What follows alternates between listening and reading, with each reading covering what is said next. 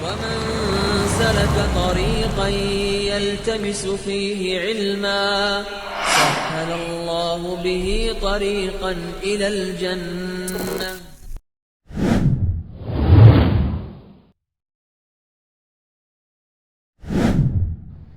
Jangan kita mengambil ringan akan dosa. Kerana dosa ni ada efek dia. Tak ada dosa yang tak ada efek. Nah, ini benda yang berat sebenarnya. Dosa ni kalau dah diampunkan pun dia ada punya efek. Sengaja tak sengaja dosa ada efek. Dia macam apa tau? Dosa ni macam segelas racun. Sekarang kalau ada racun kat sini gelas, kita tahu ke kita tak tahu ke kita minum, efek kita tak? Efek kita. Kita akan termudaratkan dengan racun tersebut. Whether kita tahu dia racun ke tak racun ke, bila kita minum, dia akan memudaratkan kita. Maka dosa adalah racun yang akan memberi impact dan mudarat kepada kita throughout our life. Tak kira lah. And seriously, it's not worth the so-called lust and desire yang kita buat, nafsu syahwat yang kita buat, yang mana end up being dosa, berbanding dengan dia punya consequences. Maksudnya apa? Contoh. Consequences of half an hour zina, a 45 minute zina, it's not worth it. Kita dah menodai dan menistai diri kita. Zina yang dibuat dalam masa waktu yang dilakukan, dia telah menodai dan menistai seseorang.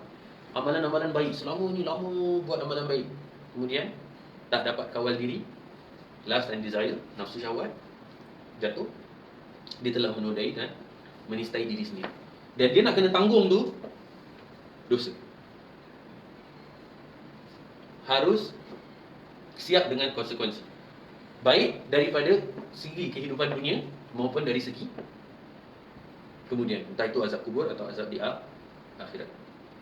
Kita taubat, kita istighfar, minta Allah agar lift off dari kita. Tapi kalau kita tak buat, kita tak taubat, kita tak istighfar, kita mati dalam keadaan begitu, na'udzubillah min dzalik.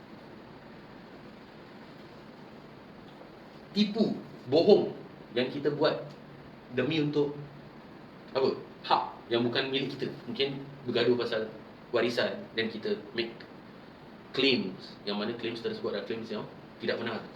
Kemudian kita mendapatkan harta daripada jalan yang tidak benar. Kita nak kena tanggung.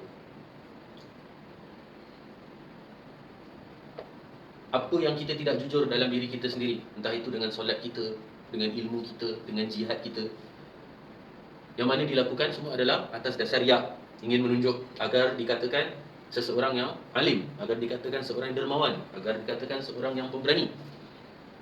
Bila kita tak jujur pada diri sendiri, kita membohongi diri kita sendiri, maka kita harus siap untuk menanggung konsekuensinya.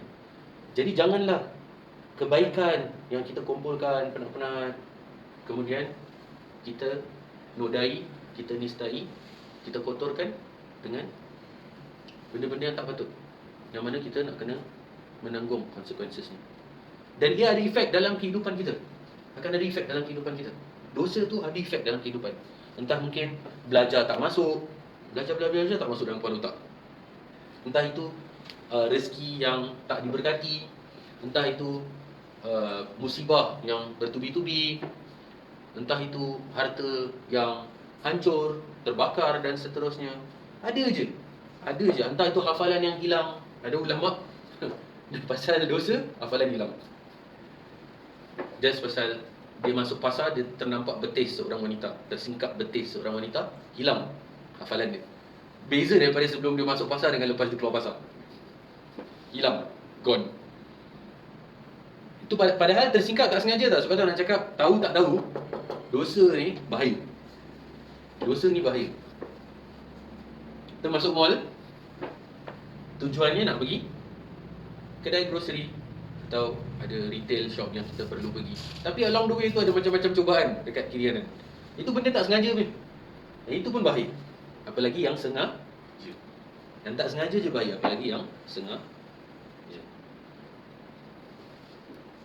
Dan dengan tambah majunya zaman sekarang ni, orang akan selalu cakap, oh zaman dulu cubaan tak macam zaman sekarang.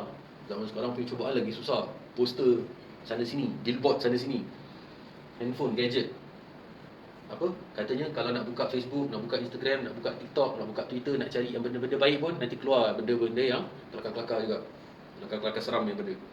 Padahal niat nak cari benda yang baik, contohnya. Mesti ada terselit sana sini kan? Betul? Yes and no, dia punya jawapan. Yes, dari segi betul, tak salah. Zaman dulu ujiannya tak macam ujian yang ada sekarang. Ujian mereka ada ujian mereka yang berbeza dengan ujian kita. Ujian dari segi moden, teknologi dan nafsu syahwat yang terhumbarkan sana sini itu semua mungkin zaman dulu tak ada. Tapi look at the bright side. The bright side is Allah selalu maha adil. Bila mana ujian tu berat, pahala dia tambah besar. Bila mana ujian tambah berat, pahala tambah besar.